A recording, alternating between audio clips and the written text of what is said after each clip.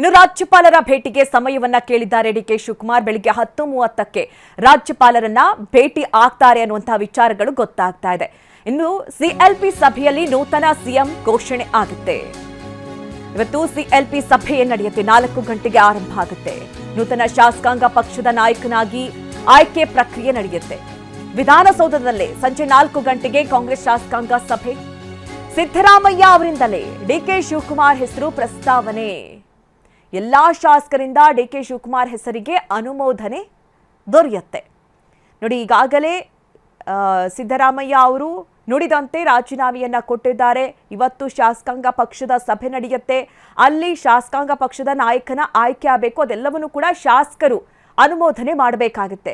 ಹೀಗಾಗಿ ಎಲ್ಲಾ ಶಾಸಕರಿಗೂ ಕೂಡ ಬೆಂಗಳೂರಿನಲ್ಲೇ ಇರುವಂತೆ ಸೂಚನೆಯನ್ನ ಕೂಡ ಕೊಡಲಾಗಿದೆ. ಆದರೆ 4 ಶಾಸಕರು ಈ ಒಂದು ಶಾಸಕಾಂಗ ಪಕ್ಷದ ಸಭೆಗೆ ಹಾಜರಾಗೋದಿಲ್ಲ ಅನ್ನುವಂತಹ ಮಾಹಿತಿ ಕೂಡ ಇದೆ. ಡಿಕೆ ಶಿವಕುಮಾರ್ ನಿವಾಸಕ್ಕೆ ಸದ್ಯ ಶಾಸಕರೆಲ್ಲರೂ ಕೂಡ ಆಗಮಿಸ್ತಾ ಇದ್ದಾರೆ. ಶಾಸಕ ಪ್ರಸಾದ್ ಅಭಯ, ಎಂಎಲ್ಸಿ ವಸಂತ್ ಕುಮಾರ್ ಆಗಮಿಸ್ತಾ ಇದ್ದಾರೆ ಅನ್ನುವಂತಹ ಮಾಹಿತಿ. ಸದಾಶಿವನಗರದಲ್ಲಿರುವಂತಹ ನಿವಾಸಕ್ಕೆ ಕೈ ಶಾಸಕರು ಎಂಟ್ರಿ ಆಗಿದ್ದಾರೆ. ಡಿಕೆ ನಿವಾಸಕ್ಕೆ ಭೇಟಿಯನ್ನ ನೀಡ್ತಾ ಇದ್ದಾರೆ. ಹಿರಿಯ ಪೊಲೀಸ್ ಅಧಿಕಾರಿಗಳು ಭೇಟಿ ಕೊಡ್ತಾ ಇದ್ದಾರೆ.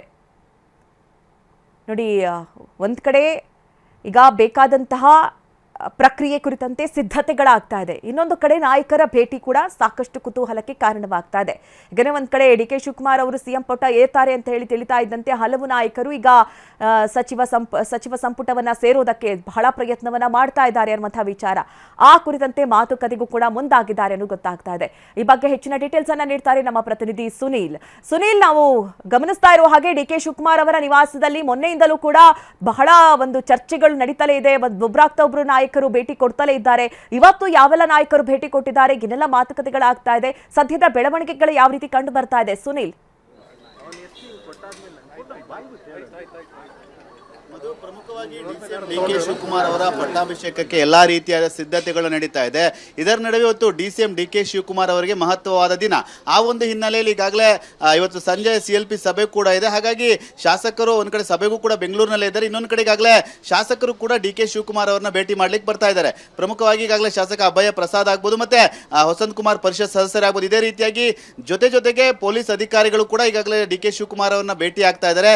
ಅದರಲ್ಲಿ ಹಿರಿಯ ಅಧಿಕಾರಿಗಳು ಭೇಟಿ ಆಗ್ತಾ ಇದ್ದಾರೆ ಡಿಕೆ ಶಿವಕುಮಾರ್ ಅವರನ್ನ. ಯಾಕೆಂದ್ರೆ ಪ್ರಮುಖವಾಗಿ ಡಿಕೆ ಶಿವಕುಮಾರ್ ಅವರ ಪಟ್ಟಾಭಿಷೇಕ ಎಲ್ಲಾ ರೀತಿಯಾದ ಸಿದ್ಧತೆಗಳು ಜೋರಾಗಿ ನಡೀತಾ ಇದೆ. ಇದರ ನಡುವೆ ಡಿಕೆ ಶಿವಕುಮಾರ್ ಅವರು ಇವತ್ತು ಸದಾಶಿವನಗರ ನಿವಾಸದಲ್ಲಿ ಇರುವ ಹಿನ್ನೆಲೆಯಲ್ಲಿ ಶಾಸಕರು, ಪರಿಷತ್ ಸದಸ್ಯರು, ಹಿರಿಯ ಪೊಲೀಸ್ ಅಧಿಕಾರಿಗಳು, ವಾಸ್ತು ಜ್ಯೋತಿಷಿಗಳು ಎಲ್ಲರೂ ಕೂಡ ಅವರನ್ನ ಭೇಟಿ ಆಗ್ತಾರೆ. ನಾನೀಗ ಡಿಕೆ ಶಿವಕುಮಾರ್ ಅವರ ನಿವಾಸ ಮುಂಭಾಗದಲ್ಲಿ ಹಿಂಭಾಗಕ್ಕೆ ನೀವು ದೃಶ್ಯದಲ್ಲಿ ನೋಡ್ತಾ ಹೋದ್ರೆ ಈಗಾಗಲೇ ಡಿಕೆ ಶಿವಕುಮಾರ್ ಅವರ ನಿವಾಸದಲ್ಲಿ ಪೊಲೀಸ್ ಭದ್ರತೆಯು ಕೂಡ ಹೆಚ್ಚಾಗಿದೆ.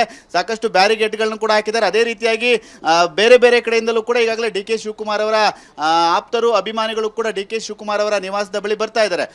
ಡಿಕೆ ಶಿವಕುಮಾರ್ ಅವರ ಪಟ್ಟಾಭಿಷೇಕಕ್ಕೆ ಎಲ್ಲಾ ರೀತಿಯಾದ ಸಿದ್ಧತೆ ಜೋರಾಗಿ ನಡೀತಾ ಇದೆ. ಅದರಲ್ಲೂ ಕೂಡ ಡಿಕೆ ಶಿವಕುಮಾರ್ ಅವರು ಬೆಂಗಳೂರಿನಲ್ಲೇ ಇದ್ದಾರೆ. ಹಾಗಾಗಿ ಶಾಸಕರು, ಪರಿಷತ್ ಸದಸ್ಯರ ಜೊತೆಯಾಗಿ ಹಿರಿಯ ಪೊಲೀಸ್ ಅಧಿಕಾರಿಗಳು ಕೂಡ ಬರ್ತಾ ಇದ್ದಾರೆ, ವಾಸ್ತು ಗುರೂಜಿಗಳು ಬರ್ತಾ ಇದ್ದಾರೆ. ಅದೇ ರೀತಿಯಾಗಿ ಅವರ ಬೆಂಬಲಿಗರು, ಆಪ್ತರು, ಅಭಿಮಾನಿಗಳು ಕೂಡ ಡಿಕೆ ಶಿವಕುಮಾರ್ ಅವರನ್ನ ಭೇಟಿಗಾಗಿ ಬರ್ತಾ ಇದ್ದಾರೆ. 10:30ವರೆಗೂ ಕೂಡ ಡಿಕೆ ಶಿವಕುಮಾರ್ ಅವರು ಎಲ್ಲೂ ಹೋಗಲ್ಲ. ಅವರ ಸಮಯವನ್ನು ಕೂಡ ಕಾಯ್ದಿರಿಸಲಾಗಿದೆ. 10:30 ನಂತರದಲ್ಲಿ ರಾಜ್ಯಪಾಲರನ್ನ ಭೇಟಿ ಮಾಡ್ತಾರೆ ಮಾಹಿತಿ ಕೂಡ ಲಭ್ಯವಾಗಿದೆ. ಈ ಒಂದು ಹಿನ್ನೆಲೆಯಲ್ಲಿ ಡಿಕೆ ಶಿವಕುಮಾರ್ ಅವರ ಪಟ್ಟಾಭಿಷೇಕಕ್ಕೆ ಒಂದು ಕಡೆ ಕ್ಷಣಗಣನೆ ಆರಂಭವಾಗಿದೆ. ಮತ್ತೊಂದೆಡೆ ಈಗಾಗಲೇ ಸಾಕಷ್ಟು ಜನ ಆಪ್ತರು, ಶಾಸಕರು ಎಲ್ಲರೂ ಕೂಡ ಡಿಕೆ ಶಿವಕುಮಾರ್ ಅವರನ್ನ ಭೇಟಿ ಆಗ್ತಾ ಇರುವಂತದ್ದು. ಮಧು.